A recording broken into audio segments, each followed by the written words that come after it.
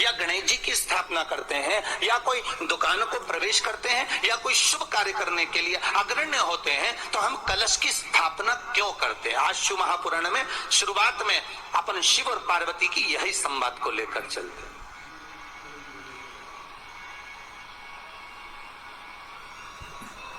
आखिर कलश में ऐसा क्या है? कलश के अंदर आखिर ऐसा क्या विराजमान है कि 33 कोटि देवता उस कलश के अंदर आकर बैठ जाते हैं महाराज?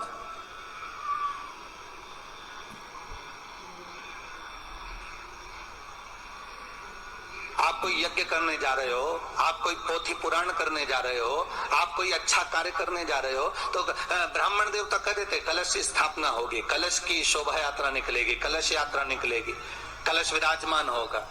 और आज हर की पौड़ी पर, प्रयागराज में या उज्जैनी में, नासिक में जो बड़े बड़े कुंभ के मेले होते, कुंभ का मतलब भी तो कलश से होता, उसकी महत्वता क्यों है?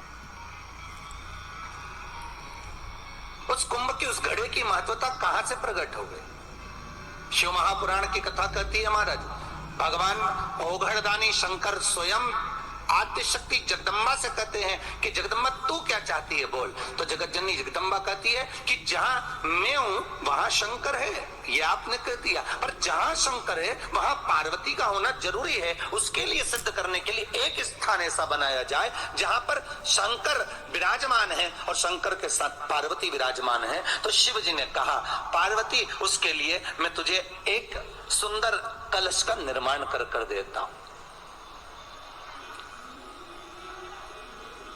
दुनिया का रचनाकार, दुनिया की रचना करने वाले महाराज, संपूर्ण ब्रह्मांड की रचना करने वाले, जिनको भगवान शिव ने स्वयं ब्रह्मदेव से कहा है कि ब्रह्मा जी तुम सृष्टि खंड को आगे बढ़ाइए, सृष्टि की रचना करिए। और आज ही के दिन भगवान ने एक सुंदर कुंभ का निर्माण करा, एक सुंदर कलश का निर्माण करा, भगवान कुंभ का निर्माण करा। और भगवान स्वयं ब्रह्मदेव कर रहे हैं कि आप ऐसा निर्माण कर दो जिसमें 33 कोटि देवता स्वतः विराजमान हो जाए। तो भगवान ने उस कलश का निर्माण कर दिया। अब कलश का निर्माण करा तो स्वयं भगवान ब्रह्मदेव बोले प्रभु इस कलश के अंदर मेरा स्थान कहां है?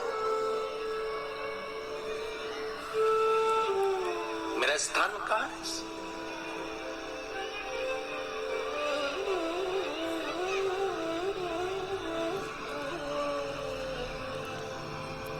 बहुत ध्यान देना महाराज, कलश का जो मुख होता है उस मुख पर भगवान विष्णु का स्थान होता है। किसका स्थान है? भगवान विष्णु का।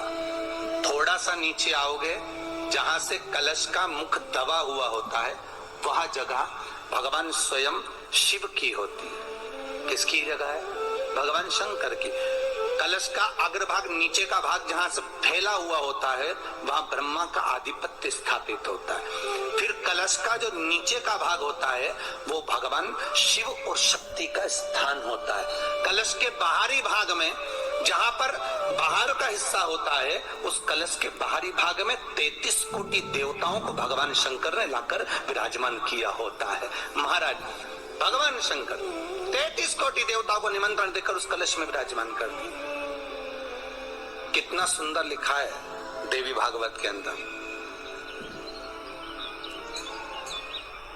कि जहां जगह पर किसी देवताओं को बुलाने की जरूरत नहीं होती,